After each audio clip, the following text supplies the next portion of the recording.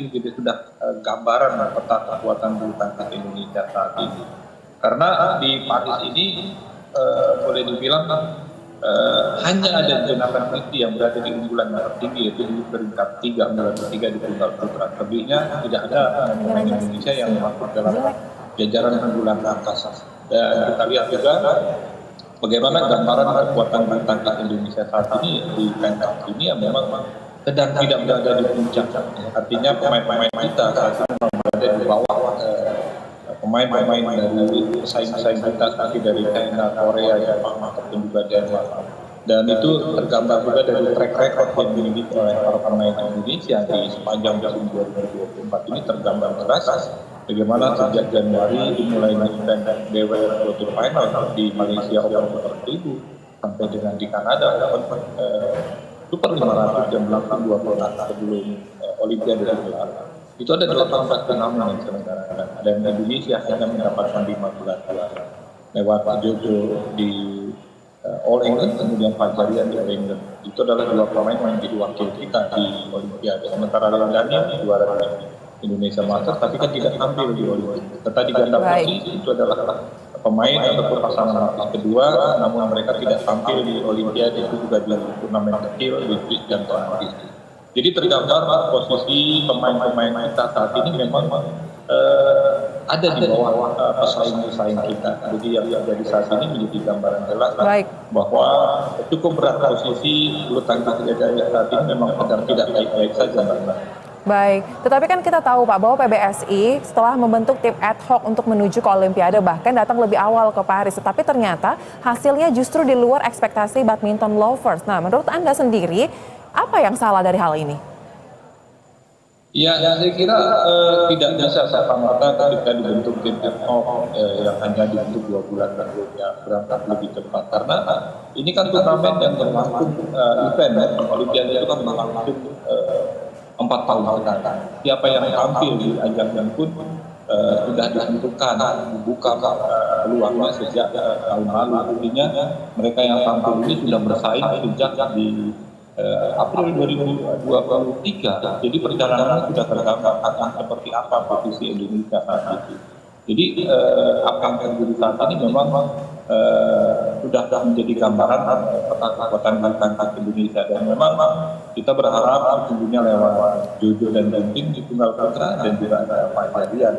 Namun yang terjadi kita lihat bagaimana 2 pemain ini justru tampil ada perform dan mereka terlihat bagaimana bebannya terlalu berat karena memang di bulu tangkis ini kan seolah seperti tidak boleh ada berita gagal untuk tampil di Olimpiade untuk bisa mengangkat tradisi medali emas yang memang sudah kita menangkan sejak tahun 1992 di Barcelona. Dan kita kan hanya gagal di tahun 2012 dan bahkan tidak satupun medali yang kita dapatkan. Walaupun itu hanya perunggu. Dan beruntung sekali tahun ini kita masih terselamatkan wajah bulu tangkis Indonesia dengan apa yang didapatkan oleh Gregoria Marika Tunjung, terlepas dari yang dia dapatkan adalah akibat cederanya Karolina Marin sehingga dia tidak bertanding untuk memperebutkan medali perunggu di tunggal putri. Baik, Pak Daryadi juga ternyata hal yang terjadi dalam Olimpiade Paris ini kan cukup membuat badminton lovers masyarakat Indonesia ini sedih karena ekspektasinya cukup tinggi ya sebenarnya khususnya untuk cabang olahraga bulu tangkis.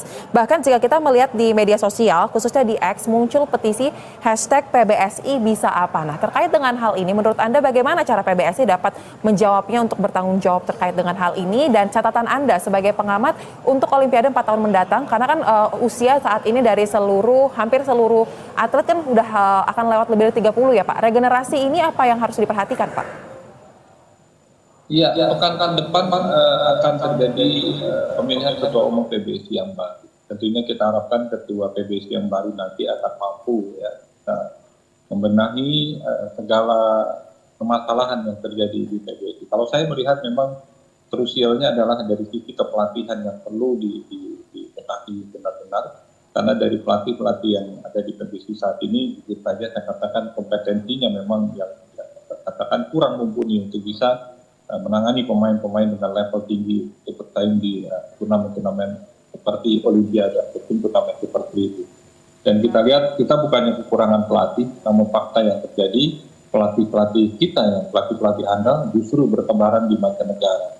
Kalau kita lihat bagaimana di Malaysia ada Rekti Mainaki, Hendrawan, ada Nova Widianta yang baru 2 tahun lalu bergabung ke Malaysia, juga ada Jeffer Robin, kemudian di belakang Anse yang ternyata juga ada Roni Agustinus, kemudian di belakang Pusar Latindu India ada Agus Dwi Santoso, di belakang Hongkong ternyata juga ada Plandu Lingkene. Artinya memang pelatih-pelatih yang ada di saat ini boleh dibilang memang sulit untuk bersaing, sementara kita pelatih-pelatih kita yang bagus-bagus justru banyak bertebaran di luar negeri. Pertanyaannya kenapa mereka justru memilih untuk melatih di luar negeri ketimbang di negerinya sendiri? Ini kan menjadi pertanyaan besar, menjadi PR besar. Bagaimana pelatih-pelatih tentunya juga membutuhkan kenyamanan dalam arti yang luas. Bagaimana mereka harus jelas dalam kontrak kerjanya, kemudian juga salary yang mereka terima. Jadi ketika juga di luar negeri mereka justru jauh dihargai dibandingkan di negeri sendiri, ya kita tentu jangan mempertanyakan masalah nasionalisme mereka. Gitu. Jadi ini yang harus saya kira perlu dibenahi adalah sektor kepelatihan, karena cukup memprihatinkan kondisi saat ini. Kita boleh dibilang lapis kedua di bawah pemain-pemain yang saat ini tampil di Olimpiade, gapnya terlalu jauh. Di bawah Jojo Ginting kita belum punya pemain dengan kelahiran tahun 2000 ataupun 2001. Begitu pula di tunggal putri, Grego bertarung sendirian. Artinya di lapisan di bawah Grego nyaris tidak ada pemain yang bisa mendekati level permainan seperti Grego. Di ganda putra pun demikian, di ganda putri juga sama, bahkan di ganda campuran lebih parah lagi. Artinya 2 tahun terakhir ini kita puasa gelar cukup panjang. Jadi memang PR-nya cukup besar untuk kepengurusan PBSI mendatang, yang mudah-mudahan dalam waktu yang tidak terlalu lama situasi ini bisa diperbaiki, walaupun memang tidak bisa dalam sekejap mata untuk bisa langsung mendapatkan pemain-pemain hebat, karena semua dilakukan dengan proses yang cukup panjang. Baik, saya sepakat banyak PR yang harus dikerjakan untuk mengejar agar tidak terjadi puasa medali tersebut ya dalam turnamen-turnamen yang akan mendatang, khususnya di Olimpiade, dan meregenerasi serta melakukan benah-benah yang lebih kompleks ya Pak untuk PBSI sendiri. Terima kasih Bapak Daryadi, pengamat bulu tangkis, sudah bergabung bersama kami di Berita Satu Utama. Salam sehat.